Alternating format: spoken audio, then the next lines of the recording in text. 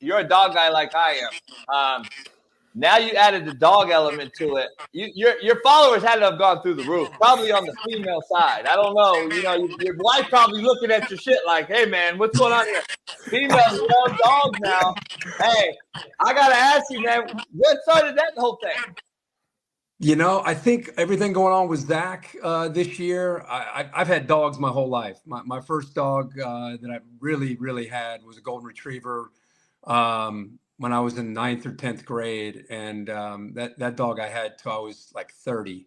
So I just became a big golden retriever pet owner, just because everybody gets into a certain breed or a certain kind of dog, and for me, having kids and things like that, they just kind of became family members, and so I've had them for over 30 or 40 years now, and I've always done more than one. I see you have a couple yourself.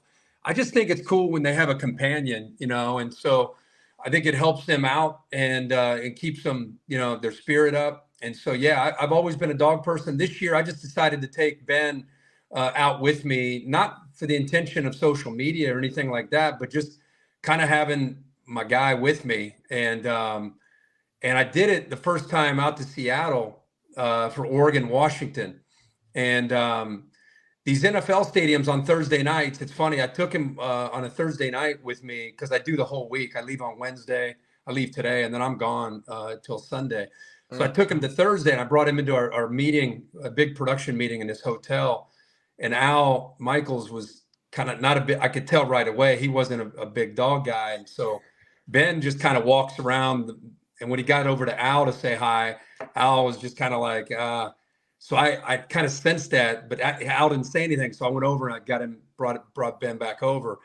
And then after that, the next week, I was like, where's Ben? And I was like, I just thought you didn't want him in the meeting. And he goes, oh, you kidding me? You need to go get him. So I went back up to the room, brought him down.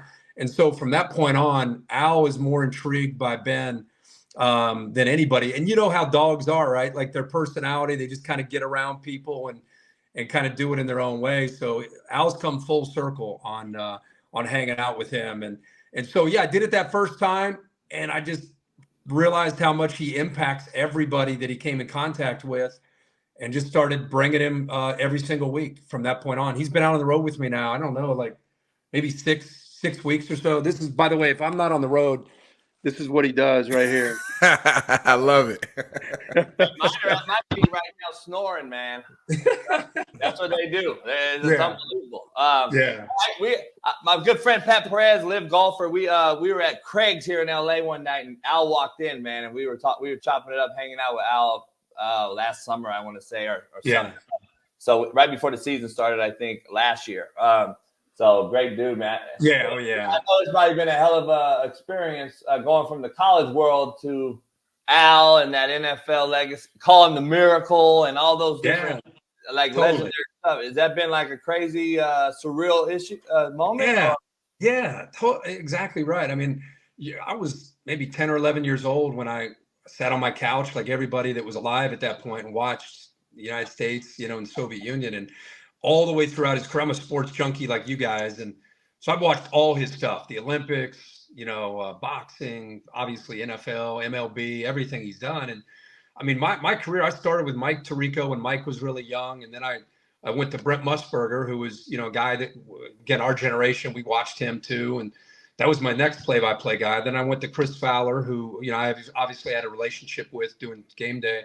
And then I worked with Al Michaels. Those are the only 4 guys that I've ever worked with doing games. And wow. just surreal, man. My whole, I'm just a guy. I don't even know how I'm sitting here, really. I'm just a guy that just loves what I do and work hard. And, the one thing about my career, JB, is like, if you look at me, all these guys that do what I do, they all won the Super Bowl. They're all MVPs. They're all Heisman winners. They're all coaches. They're all very well known for what they accomplished, and man, I wasn't that guy, and I take a lot of pride in the fact that I just kind of basically worked my way up and just did it not by who I was, but I didn't really have a shtick. The way I'm talking to you guys right now is how I talk on the air. I don't really know any different.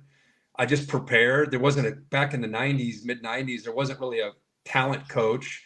So I just prepared and talked, and I've done that now for about 28 years. And, but yeah, it's a little, initially when you don't have necessarily the credentials, like I didn't win a Super Bowl, I didn't go to the NFL, you got a portion of the audience, who is this guy? But, I just believed based on, I've really watched the game, and I've really done it my entire life in a way that I pay attention to little things. Like I hit up Sean McVay. I did the Rams last week, and I hit him up after the game, and I was like, hey man, I just want to tell you, as an outsider that just watches every game and is really into the game itself, I said, I'm seeing little things like Ernest Jones, who's your middle linebacker. I said, when the offense came off the field and they had a big drive, I said 53 is the first one off the sidelines, dapping up your offense. I was like, you don't see things like that. I was like, when you see a connection with a middle linebacker who's in his third year from South Carolina, coming off the field, dapping up the O lineman and Stafford, I was like, man, you got some special chemistry. And being a coach, that either happens or it doesn't. You can't tell guys do that. That just is that's just gonna eventually naturally happen. And the Rams got something going right now. I don't know what's gonna happen to them in the postseason, but just watching them, they got some intangibles, and I just I'm calling it, Kirk. I've been saying the Rams are the scariest team in football. They are. I would not want to play them. And now that they're healthy, they got all their pieces on the field together. And my lifelong friend, the receiver coach there, Eric Yarber. I met him last week. What a great guy. We go way back, man. So we from college days, sending him players. He's been, we go way back, and so I talk to him quite a bit. Plus, Eric Weddle's on my show every Monday. Okay. So, E-Dub Mondays, and he talks to McVay all the time. They inducted him, I think, a few weeks ago, both the Chargers and the Rams. Plus he was a Raven. So, E-Dub, he was at the house the other day playing poker with us. So he said to give you a shout out too, man. Yeah, I covered him in college when he was at Utah. Utah, yeah.